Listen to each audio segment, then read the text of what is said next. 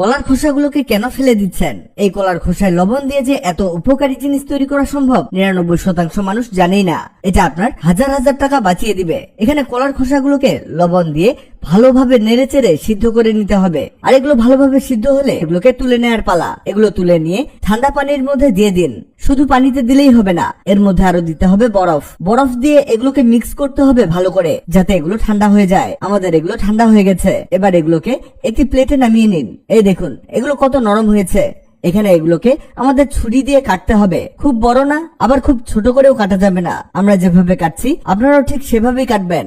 একটা খোসাকে 4 থেকে 5 পিস করে কাটলেই হবে। এই দেখুন এগুলো কাটা হয়ে গেছে। এখানে এগুলোকে আমাদের করতে হবে ব্লেন্ড, তাই সবগুলোকে ব্লেন্ডার জগে ঢেলে দিতে হবে। এর মধ্যেও কিছু বরফ দিয়ে দিতে হবে। আপনারা বলতে পারেন যেহেতু ব্লেন্ড করব তাহলে এটা কাটার প্রয়োজন কি ছিল? আসলে ব্লেন্ডারে ভালোভাবে মিহি করতে হলে এটাকে কাটতে হবে, তা না হলে এগুলো ভালোভাবে ব্লেন্ড হবে না। আমাদের এগুলো ব্লেন্ড করা হয়ে গেছে, একেবারে পেস্ট বানিয়ে ফেলেছি। এগুলোকে একটি বাটিতে ঢেলে দিতে হবে। অন্যদিকে একটি প্যানে নিতে হবে 2 চামচ হলুদ। আমাদের মূলত হলুদটাকে ভাজতে হবে। মনে রাখবেন চুলার হিট মিডিয়াম রেখে এগুলোকে ভাজবেন, তা না হলে এগুলো পুড়ে যাবে। এগুলোর রং গাঢ় হয়ে এসেছে, তার মানে এগুলো ভাজা হয়ে গেছে। এটাকে একটা বাটির মধ্যে নামিয়ে নিতে হবে। এবার আমাদের প্রয়োজন পড়বে সেই পূর্বের কলার মিশ্রণটি। একটি বাটিতে কলার মিশ্রণটিকে নিতে হবে 2 চামচ পরিমাণ। এখন এর মধ্যে সেই ভেজে রাখা হলুদ 1 চামচ পরিমাণ এতে দিতে হবে। আরো লাগবে অ্যালোভেরা জেল।